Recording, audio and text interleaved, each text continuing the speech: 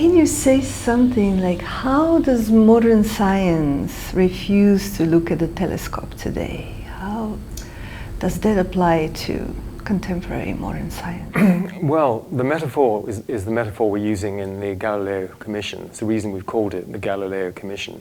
Because in the 17th century, Galileo wrote a letter to Kepler saying that this professor of philosophy refuses to look through his telescope because he already knows that he doesn't need to know there can't be moons on Jupiter, so we don't need to look and see whether there's any evidence. And so he has an assumption which prevents him from looking at the evidence. And we have a parallel that's happening these days with large mainstream science representatives refusing to look through the telescope at evidence which really questions their assumption that the mind and consciousness is a function of the brain, is entirely produced by the brain, is localized in the brain, which means that you can't have telepathy, clairvoyance, out-of-body experiences. All these things are not possible if you take a very localized view of the brain and consciousness. And what are the implications for other modern world? Well, I think we've got a kind of cultural situation here, because if you go back to medieval period where knowledge in the universities were dominated by the church, and that in Oxford and Cambridge were dominated by the Anglican Church until well into the 19th century. And then you've got theology at the center of the studies and curriculum. And then science, there was no science as such in those days because physics was called natural philosophy. But the answers to these big questions were provided by the Bible and by the church. And so the authority of the church really prevented open and free exploration. And it's when you got the heliocentric theory of Copernicus, 1543, and then you get the development of mechanics with Galileo, and then you get a division between what they call primary and secondary qualities. So primary quality, according to Galileo, is what you can weigh, measure, see, touch. It's material, in fact. A secondary quality is consciousness. And this is what I was talking about with Schrödinger, all the qualia, the so-called qualia, the sense of being conscious, the colors, the tastes, that's all secondary. And so you then get a structure of philosophy where the matter is primary, mind is derived from matter, and that's really how that science is still trying to explain consciousness. They say the brain is primary, and the brain produces consciousness, no brain, no consciousness, therefore death is extinction. That's an important implication.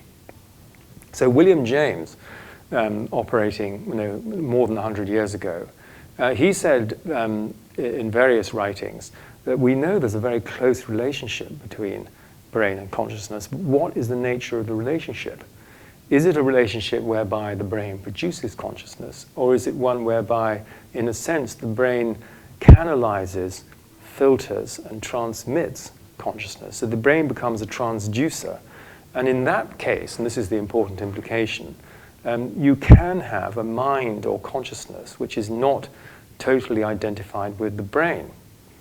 And that's what, if you look at all this evidence, the near-death experiences, survival, memories of previous lives, clairvoyance, telepathy, this is all about non-locality, which has become respectable through physics, although not all physicists would equate these two things.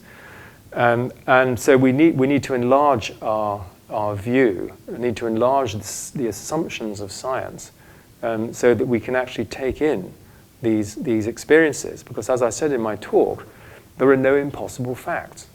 And so if somebody has an experience which is regarded as impossible by modern scientific philosophy, then it's the philosophy that's the problem, not the experience. Therefore, it's the philosophy that needs to change to accommodate the experience. So, I mean, this is a very fundamental shift that's required. And it's a flip. That's what Jeffrey Kripal says. He calls it the flip. And we are talking almost about scientific dogma that we are facing, not we are, really and I think this is one of the interesting things that was inherited from the church, this notion of orthodoxy and heresy. And so I think it's extraordinary that Francis Crick should have formulated in 1958 the central dogma as related to molecular biology. And the idea that one can postulate a dogma in science is totally unscientific, because you should be questioning your theories by experimental means or empirical study, and rather than saying this is how it is, and therefore anything that's not consistent with this dogma is, you don't even look at it, which is why scientists like Rupert Sheldrake are heretics. I know Rupert very well, and I've known him for 35 years, and he is par excellence a scientist in his approach. He does empirical research, he sets up a protocol, he runs it multiple times, he then gets significant statistics in his, let's say, telepathy experiments, and then they're open to replication. So I mean, this is how science works. Although it's a little more complicated than that, because of what's called the experimenter effect. In other words, the experimenter has an effect on the experiment. And this really complicates things. So that, for instance, in a staring experiment done with Richard Wiseman and Marilyn Schlitz, they had the same subject, same protocol. Wiseman, as a skeptic, got nil results. And Marilyn Schlitz, as somebody who thought this is possible, got good results. So that's a very clear example of the experimenter effect. And if you then apply this, and this is also a problem with skepticism, because if a skeptic does a parapsychological experiment, they're likely to get a null result. And in which case, and they will say, well, that proves objectively that there's no such thing. It doesn't prove anything like that. It just proves that he has an experimenter effect as well, and it's usually a he. It's a masculine problem as far as largely. And you mentioned in your talk that there is really filtering for society of any of this information to become public, like the Sheldrake Wikipedia page is down, his videos are down, so there is really a force that is trying to suppress. There is, but the paradox is that Rupert's TED talk, which was banned, it's now had 5 million views, which is probably many more views than it would have had if it hadn't they hadn't drawn attention to it. Yes. And I think what the skeptics do is they attack the gatekeepers. And so here's an example. Rupert is invited to give a talk at a school, and well-known school in England.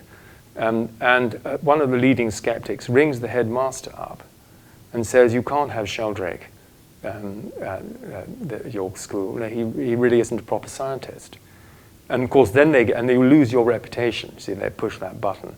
You'll lose your reputation as a science school if you have Sheldrake speaking to you. Same with newspapers. They ring up the editor. If you print an article by Sheldrake, you'll lose your reputation. And unfortunately, the editors, and the headmaster went ahead with the talk. He said, forget it. But the editor of the newspaper, it was USA Today, said he was never going to allow any kind of material like this in his newspaper again. So in other words, he succumbed to the pressure of the skeptics. And I don't think we should do that. I think we should say the skeptics have no clothes. They need to look properly at the evidence. And if they can't explain it, then they need to expand their view. It's quite a straightforward proposition. But there's a huge emotion behind this, and there's also politics. And so if you are a junior researcher in a university department, and let's say you're in a psychology department, and you say to your supervisor, I'd quite like to do some research on telepathy, they say, no way, because you'll compromise the reputation of our department. And we can't have people looking into these unsound subjects, you see. So what do you see is behind that, like in terms of fear. Archetype, or what does it represent in the unconscious collective? Well, it's fear, reputation, fear of ridicule. We are very social creatures, and so we like to fit in. I do too, and we all do. And so we like to have the approval of our peers. And if we kind of step out of the group, then we don't feel very secure.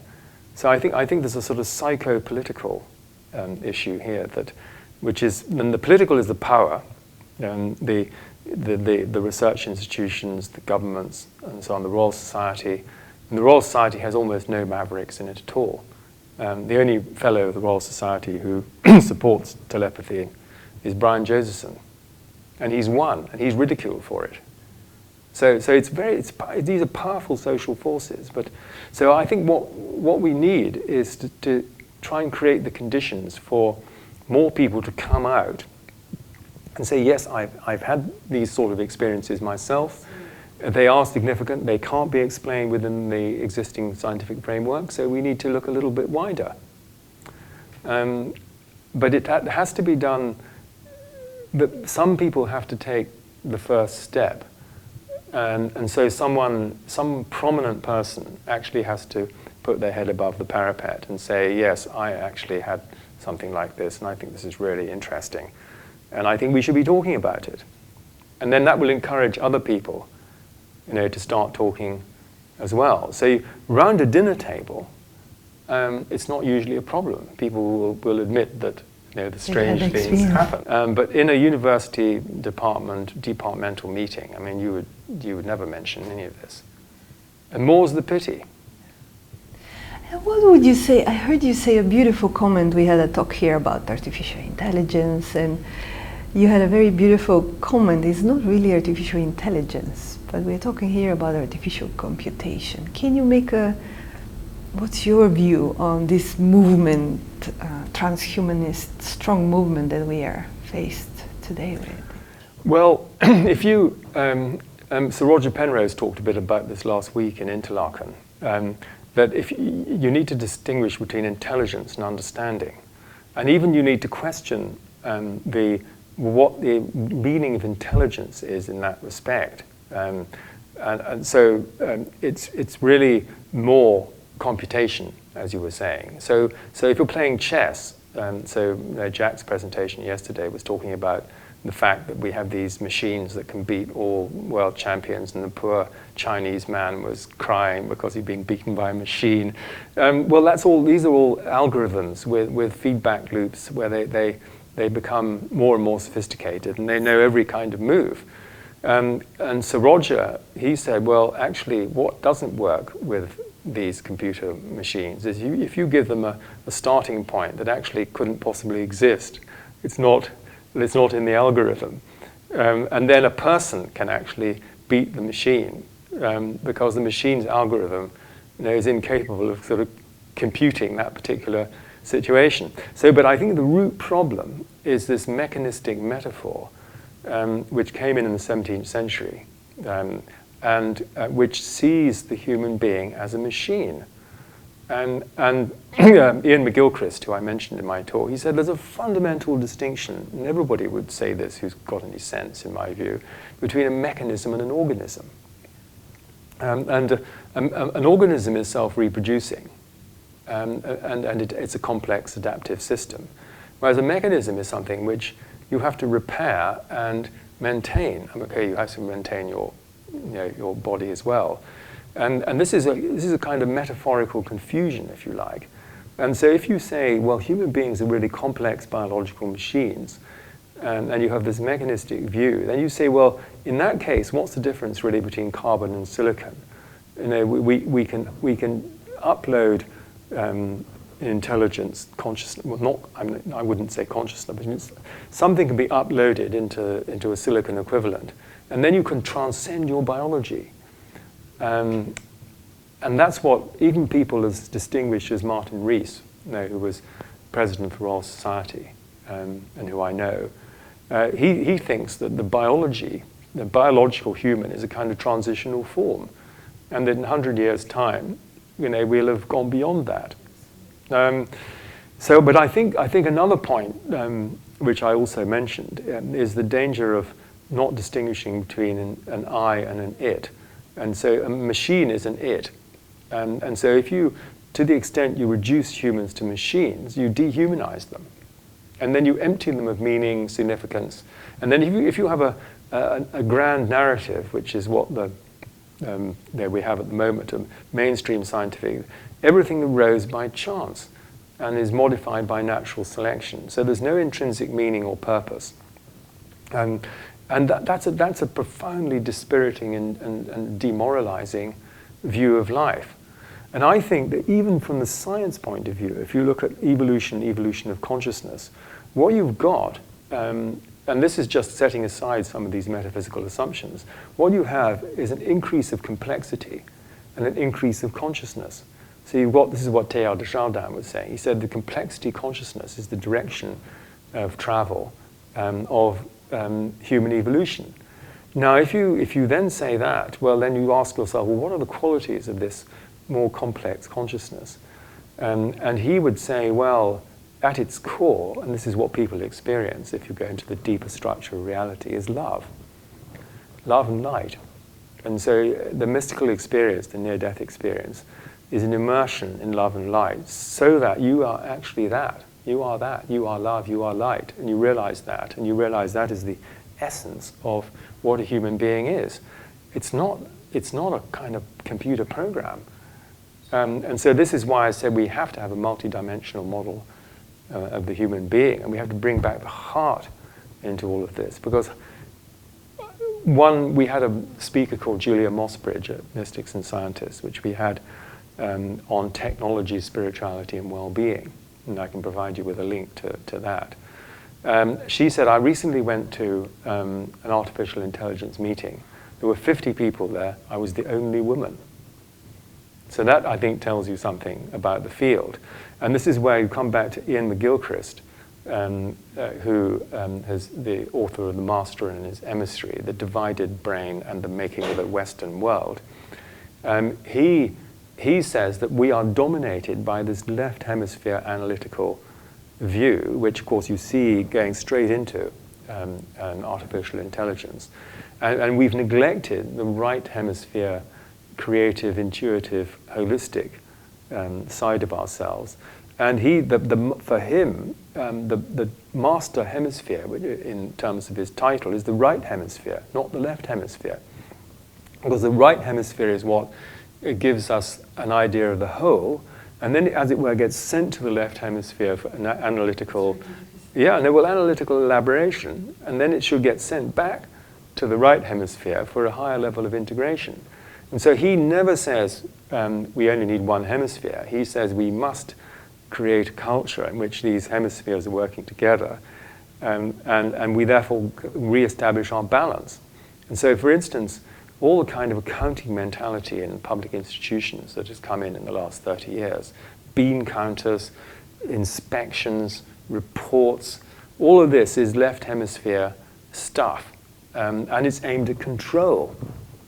You can control a human being. You can control a machine. You can't control a human being, except to the extent that you reduce them to this kind of mechanistic idea, which, and this is what the Chinese are trying to do in terms of developing their technology and their surveillance and their point system. They're really just treating human beings as kind of pawns in the big system. Yeah. And what a contrast. The Tibetan has described 60,000 emotions of the human being, and then we have a world in which we don't even include emotion as a Well, it made me think, actually, of my partner, Marianne.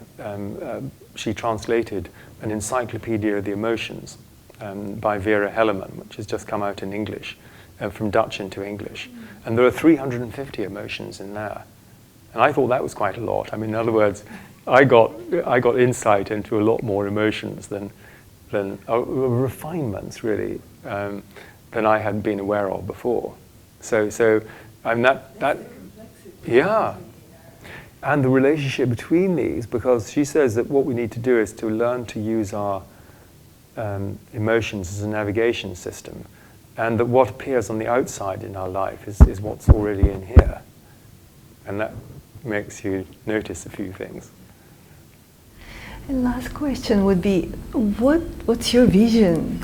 What's the hope that your work can bring to humanity or to the collective awakening? Well, I think that we obviously have to work together, and we are doing that. Each person has to ask themselves what they can do in their own, as it were, backyard, and their own contacts, their own scope. But the principles for me are love and wisdom. So I always ask myself, what we need to be pointing our compass to is a culture of love and wisdom, and care for each other, and enlightenment. And so then that and this is the vision of Bayan Suduno, Peter Dunoff, towards a culture of love. And so I talk about that a lot. And I think we underestimate the power of love. I think we totally underestimate this. And it's the most powerful force in the world. And if we realized its force and applied it, I think there could be huge changes. But I do also think that we need at the same time an expanded and deepened metaphysic, where we understand that we are all one, that there's no ultimate separation, and I talk about this in my book Resonant Mind, that we need to act out an ethic of interconnectedness, because we are all one at that deep level. So what we do to someone else, we're actually doing to ourselves. And what we're doing to the planet is something that we're effectively doing to ourselves, but we just don't seem to realize this. And we're so intent on this individualism and separation. And this is what Bayan Suduno said. He said the Western world has gone too far in the direction of individualism. And we need to bring back the community, not the collective, because that implies uniformity to me. But unity implies diversity within, and tolerance and openness to each other. And he envisioned that in 90s? In the 20s and 30s, yes. And he said that this might not be understood properly for hundreds of years. And so I think that as I get into my elder years, as an elder, as it were, then I realize that this torch is going to have to be passed on to other people. But I think it's all incumbent on us to do what we can to empower people. And this is why I do this program with young people. It's called Inspiring Purpose, because I want to inspire young people through their own experience of doing the program, that they can make a difference. They can live their life from the inside out, that they can happen to life rather than life happening to them. So I think this feeling of empowerment is actually something very, very important on a social basis. But a lot of people say, well, what can I do? And it's we can all do something. We can't do each other's work, but we can all do our own work, and then we can come together with other people to do the collective work. This compass direction of love and wisdom. Thank you, David. Thank you so much for your contribution and being here with us and your amazing work. Thank you. Well, thank you for having me.